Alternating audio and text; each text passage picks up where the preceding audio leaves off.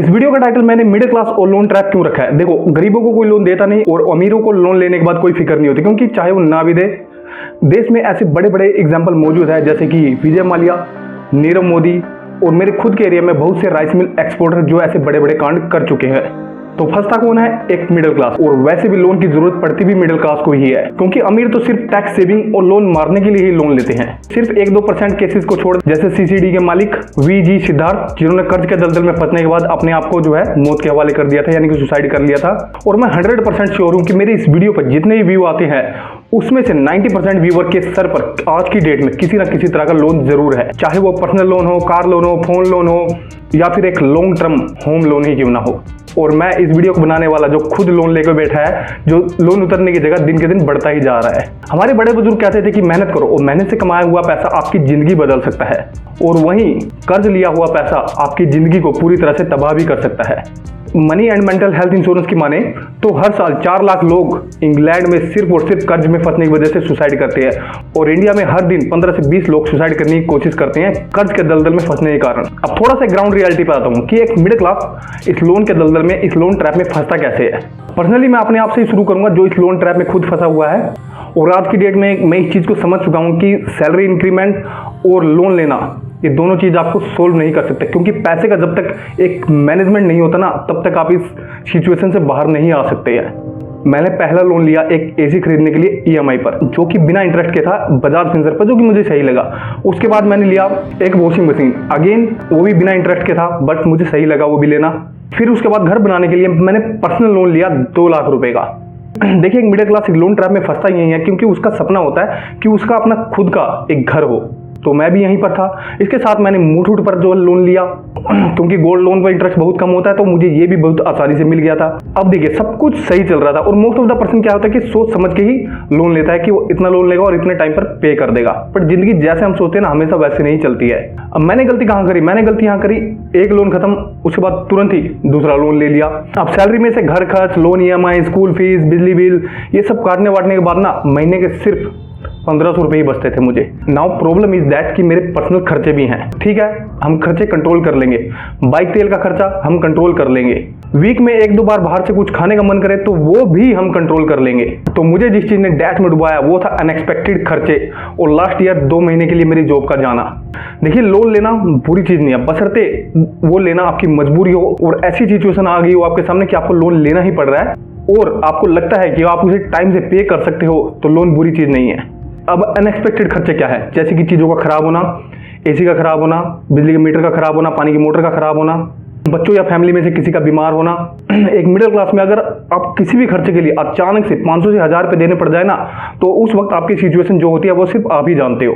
और गलती से किसी चीज़ के खराब होने पर 5 से 6000 रुपये देने पड़ जाए ना, उस वक्त तो पैसे उधार ही लेने पड़ते हैं, क्योंकि आपके पास तो होते ही नहीं है। अब उधार ही लेने पड़ेंगे, क्योंकि लोन ऑलरेडी चल रहा है, जिसकी वजह से आपका सिविल डाउन है। लोन आपको और मिलेगा नहीं, मिलेगा तो इतने हाई इंटरेस्ट पे मिलेगा कि आप उसका इंटरेस्ट ही पे करते रह जाओगे। अब सुनिए, आपकी बाइक स्टार्ट नहीं हो रही, आप बाइक वाले के पास गए और बाइक वाले ने बोल दिया कि इसकी तो बाइक की रिंग पिस्टल ही खराब है, इसका तो पूरा इंजन चेंज होगा, जिसमें 4000 रुपये खर्चा है। आपके पैरों की तरफ से धरती खिसक जाएगी एक बार तो। वहीं दूसरी तरफ बोले कि आपकी बाइक स्टार्ट नहीं हो रही, इसमें तो पूरी बैटरी डालनी पड़ेगी, जिसकी कीमत 1800 रुपये। देखिए, अगर इस सिचुएशन में अगर आपके पास कोई ऑप्शन नहीं है, तो आप कहीं ना कहीं से जुगाड़ करके बैटरी डलवाओगे, क्योंकि आपको जरूरी है। और वहीं अगर आपके बाइक में किक और सेल्फ दोनों ऑप्शन है ना, तो आप किक से ही काम चलाओगे काफी टाइम तक, मे भी बैटरी ना डलवाओ अगर जरूरत ना हो तो। ये ग्राउंड रियलिटी है, मैं सच बता रहा हूँ।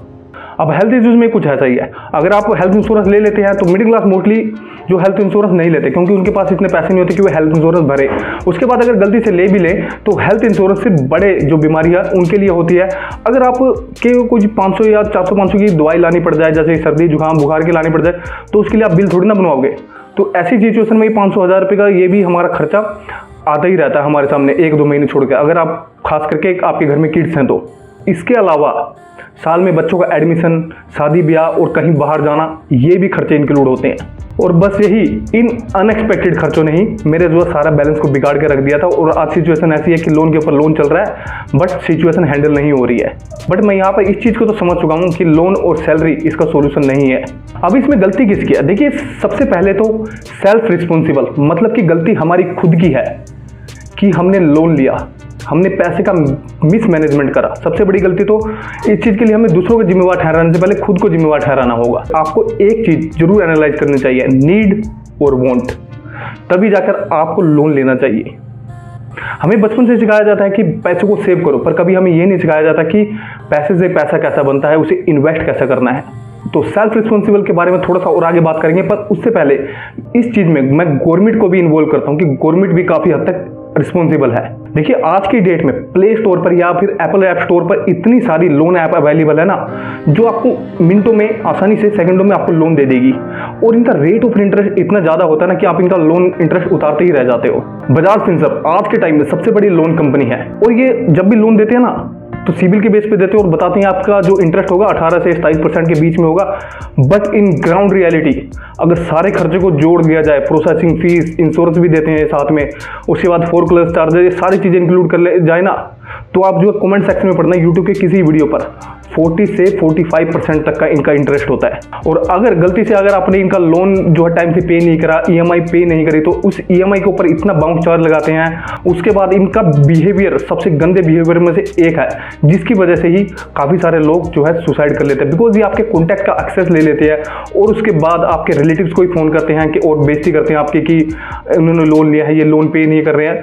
तो एक मिडिल क्लास के पास क्या होता है, सिर्फ एक इज्जत ही होती है, और वो भी चला जाए तो उसके पास कोई ऑप्शन नहीं बचता सिवाय सुसाइड के। तो गवर्नमेंट को भी इनके खिलाफ कुछ एक्शन लेना चाहिए कि क्या मतलब है कि आप इनके प्राइवेट और कॉन्टैक्ट को एक्सेस कर रहे हो, लोन नहीं कर रहा तो इनके ऊपर एक लीगल कार्रवाई करो ना। इसे मारने धमकाने की इन सब चीज़ों की क्या ज़रूरत है। वैसे तो इनका काम ही होता है लोगों को डराना, क्योंकि इन चीज़ों के लिए स्पेशल बंदे रखे भी होते हैं इन्होंने। दूसरा, मैं गवर्नमेंट को इस चीज़ के लिए भी रिस्पॉन्सिबल मानता हूँ कि देखिए गवर्नमेंट में बहुत सारी ऐसी योजनाएं हैं जहां पर आपको 12% से भी नीचे, यानी कि 1 रुपये सैकड़ा से भी नीचे आपको लोन मिल सकता है। बट ग्राउंड रियलिटी ये है कि आज तक वो लोन किसी को मिला ही नहीं है, सिर्फ 2-4% केसेस को छोड़कर। अब जैसे कि मुझे एक होम लोन लेना था, मैं एक सिक्योर्ड लोन लेना चाहता था, और दैट्स वाई मैं किसी सरकारी बैंक जैसे कि SBI से लेना चाहता था, क्योंकि इनका रेट ऑफ इंटरेस्ट बहुत कम होता है। बट पॉइंट इज दैट कि इन्होंने मुझे लोन दिया ही नहीं। इन्होंने डॉक्यूमेंटेशन इतनी मांग ली, सैलरी स्लिप लाओ, ITR लेकर आओ, ये डॉक्यूमेंट लाओ, पटवारी के लाओ, सिग्नेचर लाओ, फलाना ढिकवाना, इतने डॉक्यूमेंट मांग लिए, बंदा हार के ही बैठ जाता है। वहीं जब मैं लोन लेने के लिए प्राइवेट बैंक IDFC से गया तो वहाँ 14 से 15% पर मुझे ईजिली लोन देने को तैयार हो गए वो लोग। अब हमारे गवर्नमेंट का सिस्टम ऐसा, लास्ट ईयर मेरे फैमिली को मिलने वाला राशन, मेरा खुद का बेरोजगारी भत्ता, आयुष्मान कार्ड, सब कुछ बंद हो गया, क्योंकि आपकी फैमिली ID में इनकम 5 लाख प्लस है। ठीक है, तो कहने का मतलब है कि हम सरकार की नज़र में अमीर हैं।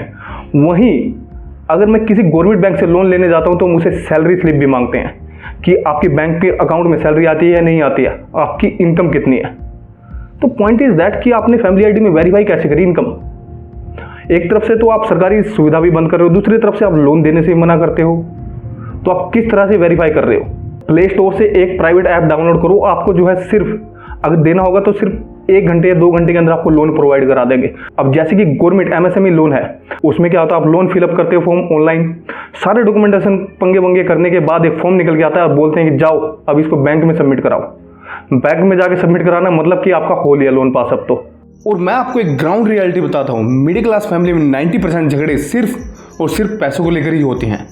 लोन होगा तो आप टेंशन में होंगे, टेंशन होगी तो आप चिड़चिड़े होंगे, बात बात पर लड़ने को फिरेंगे, अकेले होंगे तो पीने को, और जब कोई रास्ता नहीं बचेगा तो ज़िंदगी का लास्ट कदम जो आप जानते हैं। और अगर आप इस लोन ट्रैप में एक बार फंस गए ना, आपकी पर्सनल लाइफ तो ख़राब है ही, साथ ही आपकी शादीशुदा ज़िंदगी भी धीरे धीरे ख़राब होनी शुरू हो जाएगी, और उसके बाद आपके बच्चों का बचपन भी ख़राब हो जाएगा, वो अलग। तो करें क्या? मैं आपको बता चुका हूँ कि मेरा ट्रैप में फंसने का क्या कारण था, पर आप लोन लेने से पहले एक चीज़ जरूर देखें, नीड और वांट, ये फ़र्क करना बहुत ज़रूरी है। मेरे सॉल्यूशन देने या न देने से कोई फ़र्क नहीं पड़ता, क्योंकि इंटरनेट पर ढेरों सॉल्यूशन भरे पड़े हैं, पर पॉइंट तो इन्हें इम्प्लीमेंट करने की है। मैंने 10 से ऊपर किताबें पढ़ी है फाइनेंशियल के ऊपर। जब तक आप इसे रियल लाइफ में इम्प्लीमेंट नहीं करते इन चीज़ों को, जो भी चीज़ें बताई गई हैं, तब तक ये बातें और सॉल्यूशन सिर्फ और सिर्फ आपके दिमाग तक ही सीमित रह जाएगी, और से ज़्यादा कुछ नहीं। और भाई मैं आपसे रिक्वेस्ट करता हूँ कि क्रेडिट कार्ड मत लेना।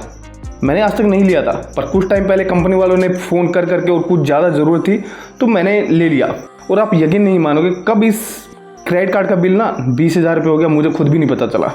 लोन लेंडर और क्रेडिट कार्ड होल्डर आपको बहुत से ऑफर देंगे, instant loan, no cost EMI, 0% interest, pay later, पर अंदर की सच्चाई कोई नहीं बताता है। जैसे कि hidden charges, processing fees, insurance, foreclose charges, interest monthly है या एनुअली है, बाउंस चार्जेस वगैरह वगैरह बहुत सी सारी चीज़ें। तो जो भी करें अपने बलबूते पर और देख के सोच समझ के करें।